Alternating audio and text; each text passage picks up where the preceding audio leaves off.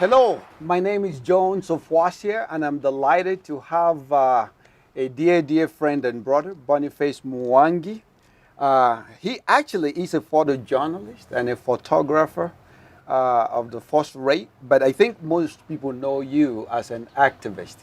And we're going to have just a little bit of time to chat about this. Welcome. Thank you, Boniface. brother. Thank Awesome. you. Welcome. Thank you. So, I have heard a lot about you, Boniface, but we never met, and this is the first time, and it's a real honor to meet you. How about we begin by letting you look into one of the cameras and tell our audiences, although I think many people already know you, but if you can just tell them who you are for those audiences that don't know you, Okay. maybe outside of Kenya, and what you do, What who I you do? are, what you do, and Wow. such. I do many things. My name is Boniface Mwangi. I'm a photographer, activist, but I'm so proud that I'm a father of 3 kids. Wow, that's awesome. Yes, so I think didn't know that's, that. yeah. I'm a family man. Good, And Kenyans call me a troublemaker, but I make good trouble. good, Yes. good.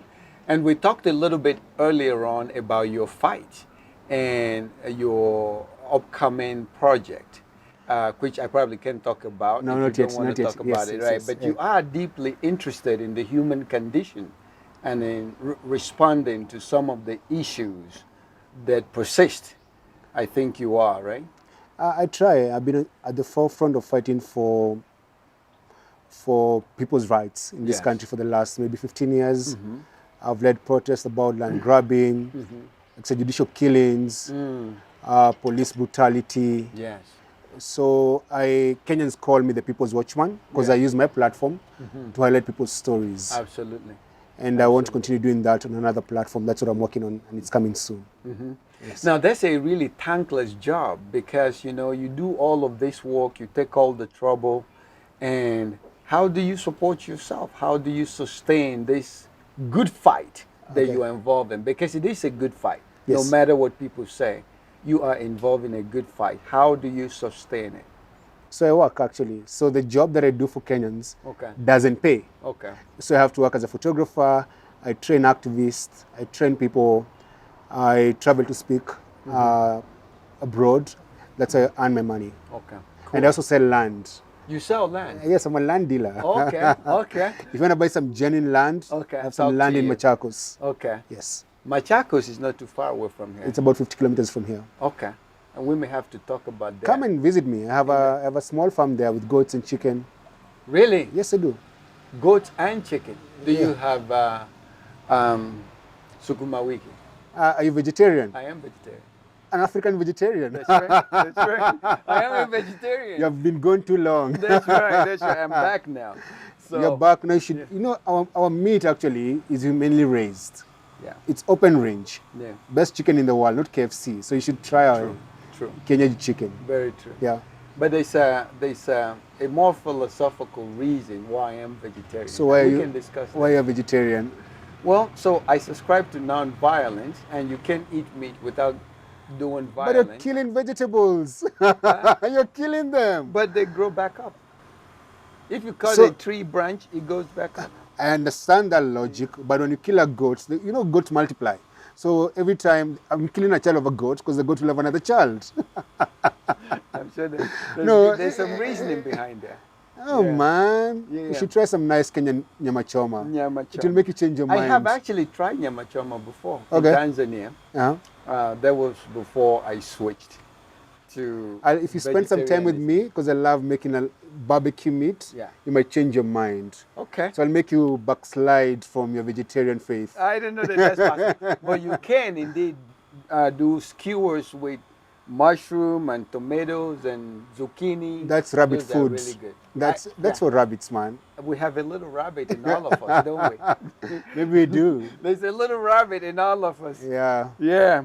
No, but this is really good though. I want to hear a little bit more about the motivation for activism, right? So I understand why you need to do what you do because there's a lot of injustice in the world, Yes. especially in our world, right? But I want to hear your own rationale rather than superimpose my idea as to why you do what you do. What is driving you? What is the motivation? Why do you do that? So when I began my journey as an activist, Right. was after the post-election violence, 2007, which I'd covered, and I'd seen what had happened, the killings, Okay. the displacement of people, Right. and it moved me to quit my job to become an activist. Okay. But I think along the way, I've clarified my why, and I know that I have a responsibility to give back to the world. Because you see, like, when God gives you life, it's a gift. Absolutely. And what you do with it, you gift back to the world. And I think as a Absolutely. father, I want Kenya to be better for my kids. Absolutely. And there's no other person to fix this country apart from me. So I subscribe to the belief and the saying that change begins with you, Absolutely. the man on the mirror. So I have to look myself and say, Absolutely. what can I do for my country and what can I do for my kids? Yes. And because I'm able to say that I don't fear anything, I was born fearless in a way. I don't fear death, I don't fear police, I don't fear politicians, I don't fear the government, I don't fear nothing or anyone. Right. And that gives me the courage to do what I do. That's real freedom. It is true Yeah. freedom, yeah. If you are liberated from the fear of the unknown and the fear of the powers that be, that is real freedom. How did you actualize this level of freedom? I grew up very poor. I grew up in a single family, 7 kids. Yeah. Our mother struggled to bring us up. Then my mother died when I was a teenager. Yeah. And in my teenage years, I went through a lot of injustices. Yeah.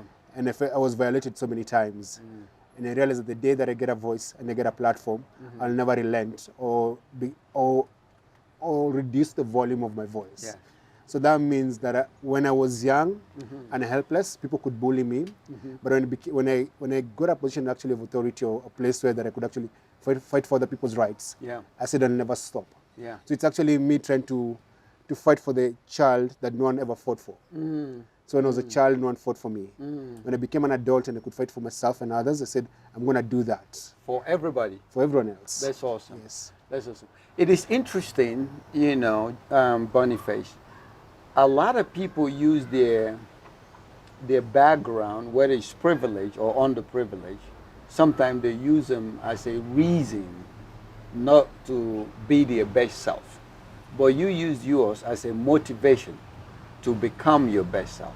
Yes. And now you've become this activist. Because believe me, I heard about you every time, and this is the first time I'm meeting you, but I've heard about you since I came to this country. I hope good stuff, right? Good stuff. Okay, Really all good stuff. All right. So you have used your experience, however unjust they may have been, and however underprivileged it may have been, you are now using them redemptively. This is beautiful. Thank you. Are you a person of faith? Is that Yes, what's actually, behind this as I well? was in Bible school. I used to preach. Wow. Wow. I didn't know that. I was a youth pastor in my teenage years and in my early 20s. I went to Bible school before I went to journalism school. Okay. So nowadays I preach through street action and Yeah. protests. Yeah. Because fighting for the underprivileged and fighting for the poor is part of God's work. Yeah. That's really what it's all about. Because a lot of the preachers that stand behind the pulpit and preach the choir, sometimes they're talking rubbish. If you want to do God's work, go represent the poor, and the that's true. oppressed Yeah. and the downtrodden. That's what Jesus used to do. Yeah, I think so. I think so. Wow. So we have that in common a little bit. Yes, he told me he used to be a chaplain. Yeah. I was a chaplain. I'm still an ordained minister. Yes. Although I don't present as such. I'm out there doing whatever. Yeah. But we have that in common. Yes, we do. Yeah. So let me ask you a question. So what motivated you to support Raila Odinga and Martha? What was the driver behind that?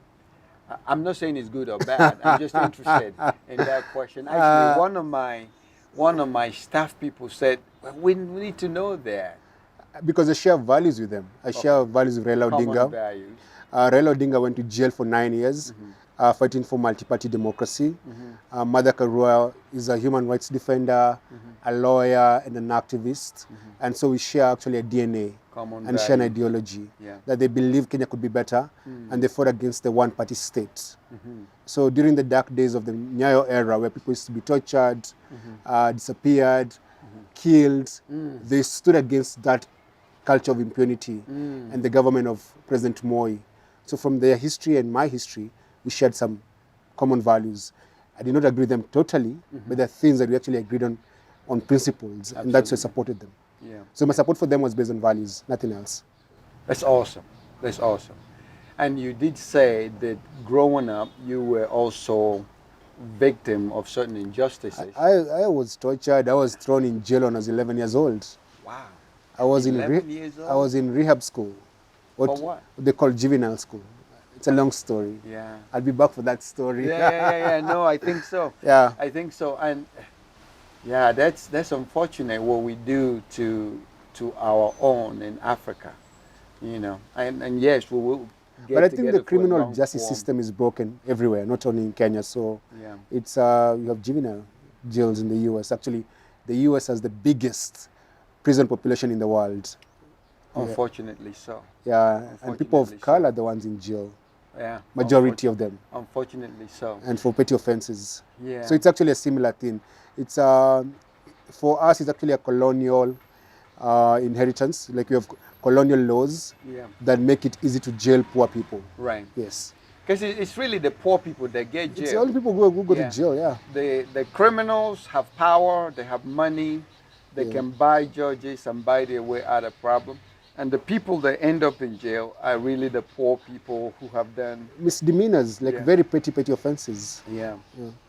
And what do you see this changing in the near term? It will change. There's line that is, so change is continuous. Yeah. And even empires fall. So Yeah. there's no way.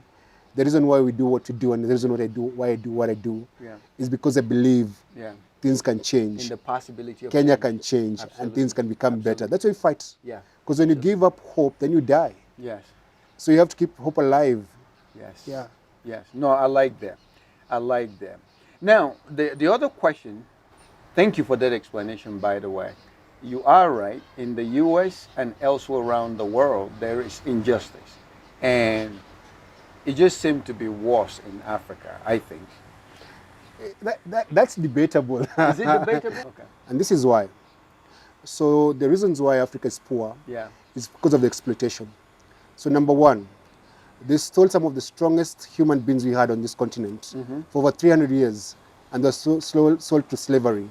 When they stopped selling our bodies, they came for our natural resources. So we have oil, we have gold, we have diamond, we have titanium, we have coltan, we have all the raw materials that have made it possible for Europe to develop. Right. What makes it possible for Africa to be that bad is because of our leaders conspiring with the West. Because right now what we have in Africa is neocolonization. Absolutely. Africa has become the trapping ground for Chinese and the Europeans and the Americans, the Anglo-Saxon and the Chinese. And the Indians and the Koreans. Yeah, and so all of them are everybody. here. Right, right. So if we could fix our politics and ensure that the resources in our countries benefit the people, then Africa will develop because we're more richer, rather we're more wealthier in terms of natural resources than any other part of the world. Precisely. And then you have the youngest, Undoubtedly. and we have the youngest population in the world. Absolutely. And this young population actually are the engine that can drive our continent forward. Absolutely. Absolutely. So here we have interesting scenario. You have the richest continent in the world Yes. in terms of human potential, Yeah. in terms of natural resources, but also the poorest in the world. Yes. You see, and you're saying to fix the politic. And earlier on, we talked about the fact that politicians aren't necessarily your friend. They're not there to serve you. Yeah, they're business people. Yeah, they want to serve their own interests. True. How do we get them to see that those who elected them to office expect them to perform and to do well? How do we make sure that happens? It's hard to fix politicians. Yeah. They can be fixed. But fix the people who elect the politicians. Let them know why they're voting Okay. and who they're voting for. And if they understand, if you do civic education among the young people, then when it comes to voting, they'll vote for the right people. So I think the people who are to blame for the mess is not really the politicians, because the politicians are a reflection of a country and are a reflection of a people. Unless someone shot their way to power, it was a coup, or it was a monarchy, Yeah. the majority of African countries are democratically led, which means they went to vote and elected those people. So we need to fix the electorate, people who vote. are the problem. True, true in some respect. But what about rigging of election So and there's rigging of elections, but we allow it to be rigged because a politician is an individual, right? Let's yeah, say for president. right, right.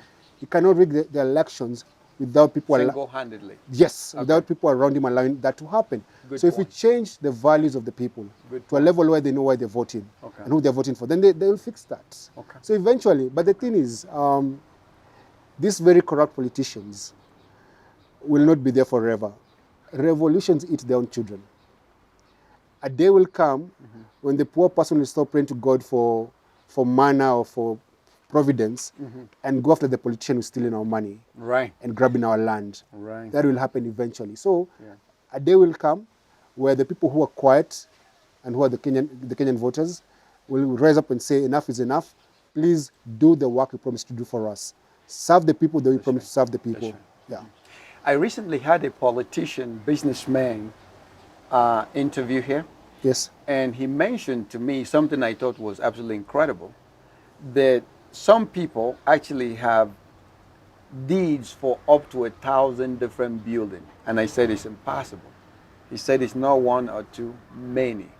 I said, how's that possible in a country where children are on the streets naked, hungry, Yeah. not going to school, running around Muzungu, asking for 1 shilling, 10 shillings? And you could have somebody who has power with 1,000 different deeds, so 1,000 homes, and you got homeless people everywhere.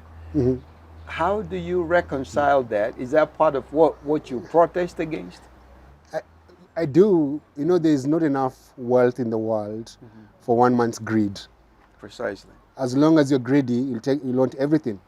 Actually, the other biggest landowner in this country is the Catholic Church.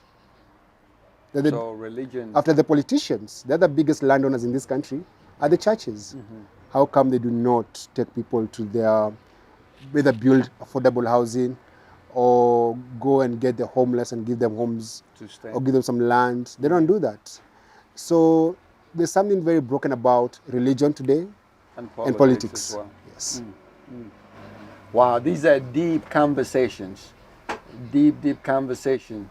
And there is no wonder, it is no wonder, if you read through the scriptures, and you have, Jesus Christ was relentlessly against the religious leaders. Yes. He renounced them, he repudiated them. In fact, on one occasion, Jesus Christ took out his belt and started to whoop people's behind the Yeah, church. at the temple, yes. Right. So, The temple, yeah. so he was whooping people precisely for this whole money grabbing, taking advantage of people and not doing enough in support of people. True, and even Jesus was against obscene wealth. He said that it is easier for a camel to go through the eye of the needle than a rich man. And so, because the rich man would give up the kingdom of God. yeah, because the rich man would give up their wealth. Right. They rather die without money in their pocket than give it away. I look at things that there's a need for us to criminalize obscene wealth. There must be a limit to how much money one human being can own or have. So like the Zuckerberg, the Bill Gates, the Bezos, the Kenyattas, the Mois, the Rutos, the Odingas, they have obscene, they're billionaires. Right. They don't need the billions. Right. Even $2-3 million is enough for one person if you're well, if you have your own home, you're retired. But the people who are keeping amassing and getting wealthy, Right. as people get poorer. Yeah. And that's a problem. So, so that's one possibility, to penalize wealth. Yes. But maybe you could also tweak the value system, because right now in Kenya everything is about money. Grab. Even if you go look for a job, the job is there, they can give it to you, but somebody then wants you to give them money. Yeah. So maybe it's not about penalizing it. Maybe we need to do something about our Value system. our value system, Yeah. that prioritize at the present time money and material accumulation over people. Maybe we need to prioritize people more and prioritize accumulation less. I agree. Yeah. Yeah, so that may be a way to go about it, because if you have all this $1 million, build a school, a boarding school. Yeah. Take in some kids, give them education, you know. There's a That guy who could be a died way. called Chris Kirubi, one of the wealthiest men in this country, In Kenya. in Kenya rather. Okay. Yeah, and he had amassed so much. He had a private jet, but the entire country, there's not even a single public toilet or library named after him because they never built anything. It was just for him. And so there's a need for people to look at legacy. What will you remember you for when you die? You shouldn't just remember you for being the most wealthiest man in the country. You must you must make an impact and make a difference. And the same call is that even us who don't have as much money, just try and educate a child or give back in your former school or in your community. There's something that all of us can do in our own small way to make the world a better place. A better place. Yes. So then, maybe the argument to be made, is service over self. So Yes. the service we can give to our fellow human beings, and the service we can provide to the community, and the service we can provide to our fellow countrymen, which is what you are engaged in. True. You know, service over self. Right now we have self over service, and that's a real And problem. that self thing was never African. The greediness, the selfishness, the land grabbing, the accumulation is not an African thing. Because if you look at our history, in all our communities, we don't even have the word for corruption. We never had the word for land grabbing because the land was communal. Right. You went to the land and cultivated what you needed. Right. We used to hunt sometimes. You hunt for what you want to eat. You don't hunt for trophies. But the white man came, brought us a religion, then told us, you know what, this land can be used. And that's where the title deeds came in. We never had title deeds in our country. We never had personal property. Right. Back in the days, we never had jails.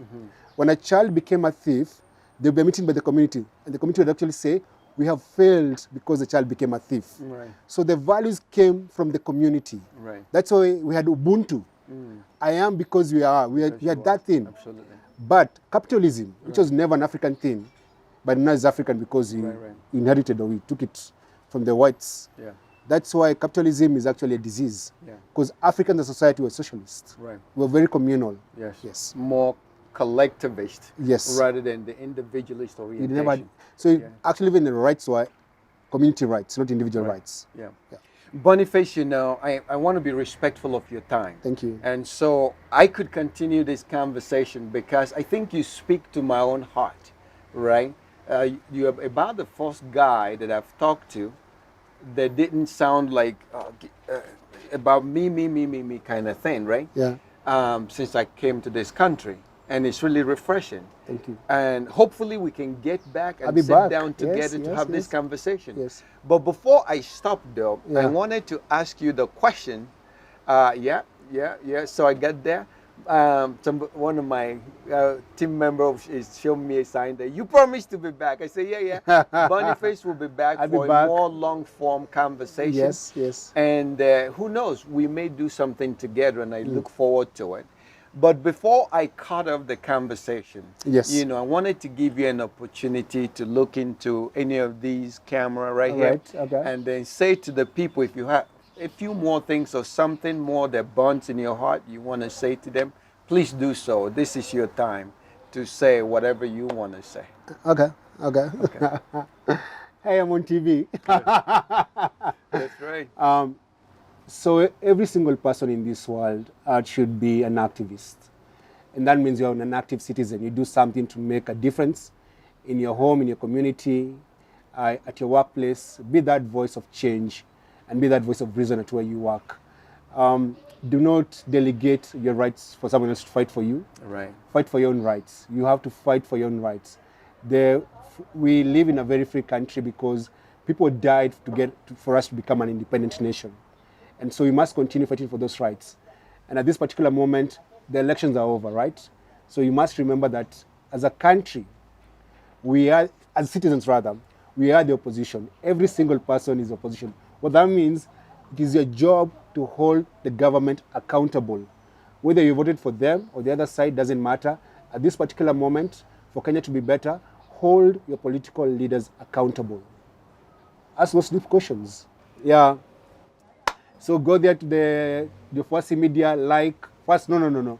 Wait, first comment about this interview. That's right. Then like, subscribe, share, tell us about this channel, and see you again. I'll be back. Awesome. That Thank is you. really good. Thank you so much, brother. Thank you. So you've heard it from the man himself, the man and the legend, Boniface Mwangi. It's a real delight to have you. Thanks for coming Thank out. you. And I look forward to more conversations. Thank you very much. Awesome. Thank you. Thank you. Excellent. Thank you. Asante sana. Santi Sana. All right. Thank you.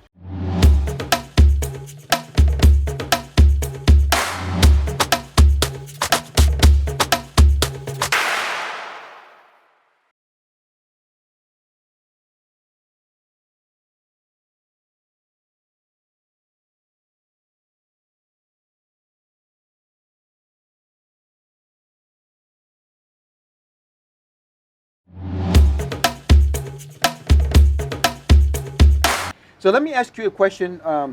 So, what motivated you to support Raila Odinga and Martha? Because I share values with them. I share values with Raila Common Odinga. values. Raila Odinga went to jail for 9 years, fighting for multi-party democracy.